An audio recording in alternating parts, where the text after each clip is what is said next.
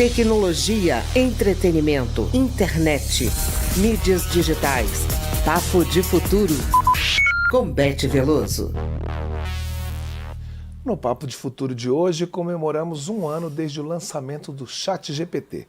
Vamos discutir como esse aplicativo se popularizou rapidamente e como ele pode ser utilizado de maneira produtiva e ética. Quem fala sobre esse tema é Beth Veloso, jornalista e consultora da Câmara. Olá, Beth. Obrigado pela presença mais uma vez. Olá, Cláudio. Olá, ouvintes e também quem está acompanhando a gente pela TV. Então, a gente não podia deixar de falar do aniversário do ChatGPT. Ele mudou a forma como a gente interage. Foi o aplicativo de todos os tempos que mais cresceu, milhões de pessoas em poucas semanas em todo o mundo e que está completando agora um ano. Então eu vou começar o programa dizendo o seguinte: a ferramenta mudou o panorama da interação, assim como um cometa riscando o céu. E também a gente vai explorar esse aplicativo como um incêndio num campo de palha. Ou seja, Claudinho, aqui não é a Beth Veloso falando, né? Eu pedi ao ChatGPT para escrever o roteiro desse programa de hoje com metáforas e, naturalmente, ele exagerou bastante, ficou bem engraçado. Mas eu adorei a experiência, só que vamos voltar para o meu roteiro, porque é exatamente isso que o chat faz. Por isso, eu trago aqui, junto com o Cláudio, algumas perguntas e respostas para a gente aprender a incorporar de uma vez por todas o ChatGPT na nossa vida, de uma maneira eficiente e divertida, como eu mostrei agora, não é isso, Cláudio? Pois é, a primeira pergunta é essa: como usar o ChatGPT? Ele é eficiente, ele pode ser, por exemplo, a gente pode fazer uma comparação, ele é tão eficiente quanto uma câmera fotográfica nas mãos de um fotógrafo que seja habilidoso. Mas aí é isso, a máquina captura a imagem e o olhar artístico é que dá vida à foto, não é isso? Exatamente. Olha, a minha querida, por exemplo, Esther Melo de Oliveira, a quem eu homenageio com esse programa, ela não conseguiu conhecer o ChatGPT e esses potenciais. Ela ficava na televisão, adorava o que fazia e eu presto aqui uma enorme homenagem a ela nesse momento. Então, o chat, a gente que está vivendo agora nessas novas gerações, ele nunca vai substituir a nossa criatividade, mas tem um porém quando a gente falar de trabalho material. Então, para desvendar essas questões que são ambíguas, eu chamei o professor João Lima. Ele é servidor do Senado e ele tem 2 doutorados, gente, Direito e Ciência da Informação.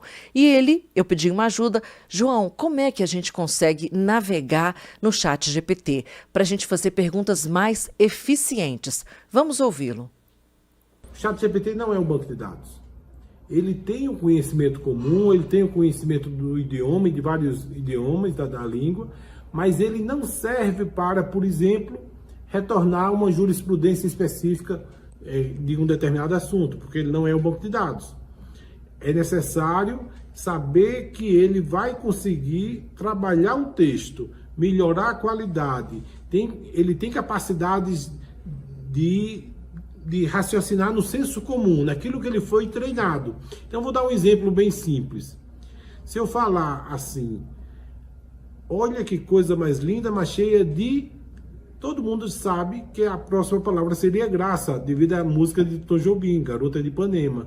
O ChatGPT também iria prever a palavra graça, devido ao número de vezes que ele foi treinado com essa palavra.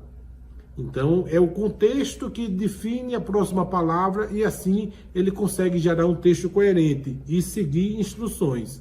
Então, não vamos passar para ele uma tarefa que seja típica de banco de dados. Por exemplo, qual é o artigo 20 da Lei Complementar 195? Isso ele não vai responder, a não ser que essa lei tenha sido tratada muitas vezes. Ele funcionaria, por exemplo, para o artigo 1º da Constituição. Por quê? Porque o artigo 1º passou muitas vezes no treinamento dele. Beth, eu queria então aprofundar essa nossa compreensão sobre o ChatGPT. Como é que eu tenho que fazer uma pergunta para ele, para que ele entenda o que é que eu preciso, o que é que eu necessito? resgatando o que o professor João Lima falou.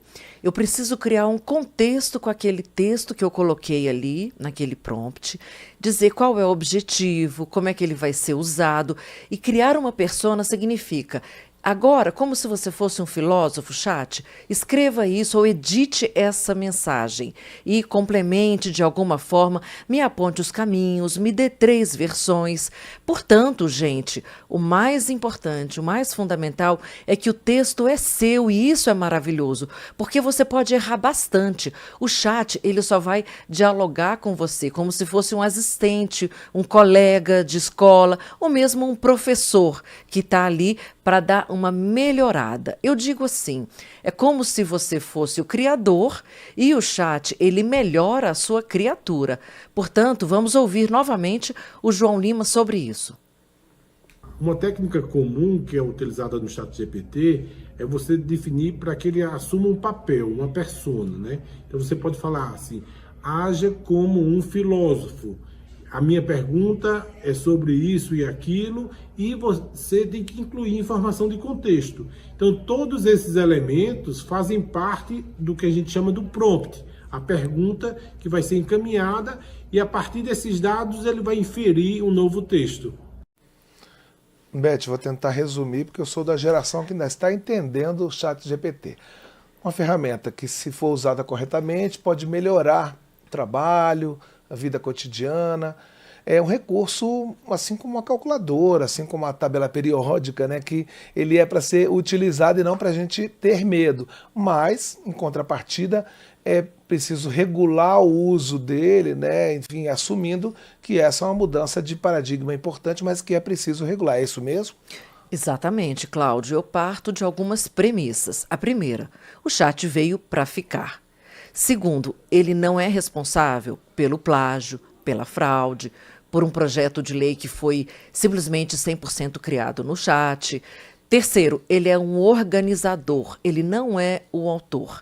E como você bem colocou, ele melhora o trabalho e, em certa medida, ele pode fazer uma superação das dificuldades e diferenças cognitivas. Ou seja, uma pessoa que não escreve tão bem, mas faz outras coisas muito bem, ela vai ter essa dificuldade superada.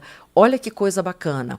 Portanto, ele é útil para muitas funções, inclusive, como eu mencionei, na própria atividade parlamentar, mas ele não substitui as responsabilidades do representante do povo. Por quê, gente? Porque o trabalho político é muito mais complexo que isso. Você tem as suas causas, a sua base, as bandeiras que você defende, as políticas públicas que você tem que conhecer com profundidade. Portanto, a gente vai discutir e ouvir novamente agora o professor João Lima sobre essa abordagem. E no caso de uma criação, uma tarefa escolar, o ChatGPT vai ter mais um papel auxiliar de revisor. Ele não pode ser o criador, né? Então, nesse caso, tem um caso interessante. Um professor de linguagem de programação falou que com o ChatGPT as notas caíram. Por quê? Porque nos exercícios os alunos usavam o ChatGPT para resolver o exercício e na prova ninguém sabia resolver, porque na prova não tinha ChatGPT. Então, como uma ferramenta, é possível ter um uso bom e um uso ruim. Nesse caso específico do exemplo, imagine um aluno que está dificuldade em fazer o programa. Ao invés de ele pedir para o ChatGPT fazer o programa, ele vai fazer a tentativa dele e perguntar onde é que eu estou errando, o que é que eu posso melhorar. Então eu estaria fazendo o uso mais inteligente dessa ferramenta inteligente e não o uso burro da ferramenta inteligente. Beth, como tudo na vida, ética, transparência e respeito são fundamentais, né, na utilização do ChatGPT. E, inclusive, é uma evolução que é recomendada pela própria Unesco, né, a organização, a vertente da ONU que se preocupa com educação e cultura, é recomendada nas universidades, né, o que ajuda um pouco a desmistificar o ChatGPT como o nosso inimigo. Isso vai dar certo, essa desmistificação? Então, na medida que a gente se apropria e incorpora, na verdade, essas novas tecnologias que vão surgindo sem temê-las, tudo acontece. Por exemplo, as universidades, elas são o berço, o centro da ciência, onde o mundo evolui, onde a gente descobre coisas novas, traz coisas que nunca foram ditas antes. Portanto, o que que precisa fazer? Muito simples, você usa o chat, você pode criar tabelas, você pode traduzir textos que estão em outros idiomas, até mesmo em sânscrito você consegue, né? Em turco, olha como isso amplia a possibilidade do conhecimento. Mas você tem que ir ali na sua metodologia, nos seus agradecimentos, dizer, usei essa ferramenta da forma como eu usei, e são inúmeras ferramentas, cada dia a gente tem uma nova ferramenta de modelação desse tipo de linguagem que a gente tem, né? Modelo de linguagem, geração de linguagem, sendo lançada. Portanto, olha outro uso super importante. Com relação à acessibilidade, que o professor João Lima ressaltou. Eu posso, por exemplo, como professor, estar criando várias instruções, modelos, conteúdo, provas para pessoas que têm dificuldade de acessibilidade, desenvolver questões. Eu posso também estar usando o chat por sistemas de voz, por exemplo, ajudando imensamente, dando acesso imensamente para pessoas que têm dificuldade de visão ou dificuldade auditiva. Então, mais do que isso, a gente precisa colocar, e vem aquela velha pergunta, né? Será que eu vou ser, então, substituído pelo chat GPT ou pela inteligência artificial? Olha, nada é garantido, nada é permanente. Por exemplo, hoje o reconhecimento facial, ele está possibilitando ferramentas que vão sim permitir que robôs, assistentes virtuais, monitorem, por exemplo, obras. O Márcio, nosso querido apresentador, me mandou uma imagem que dizia, olha, o ChatGPT cria texto, mas não constrói esse prédio. Só que será mesmo? Porque esses robôs, esses assistentes, eles vão ser capazes sim de monitorar obras e, sobretudo, de fazer trabalhos manuais, construções físicas que requerem, primeiro, alto grau de destreza, segundo, julgamento e, terceiro, ação criativa. E para terminar, Cláudio, as alucinações, né? A gente alucina com o ChatGPT, mas o ChatGPT alucina criando fatos inconsistentes, porque ele entende que ele precisa atender aquele comando, ele precisa ser extremamente eficiente. Então, ele não sabe o que ele faz, ele inventa. E isso é uma alucinação. Portanto, muito cuidado, e é por isso que não é uma invenção da roda.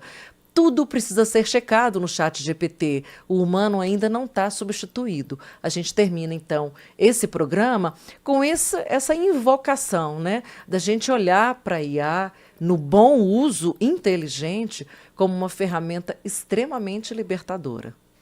Tomara. Você tem alguma sugestão de assunto relacionado à tecnologia que você quer ver explorado assim, aqui nessa coluna? Você pode enviar sua sugestão para o WhatsApp da Rádio Câmara, 61 99978 9080. Pode usar também o e-mail papodefuturo@câmara.leg.br. Beth Veloso, muito obrigado pela sua participação e até a próxima semana. E até a próxima. E lembrando que a gente tratou aqui de produtividade e criatividade. Então é essa semana que eu desejo para todo mundo.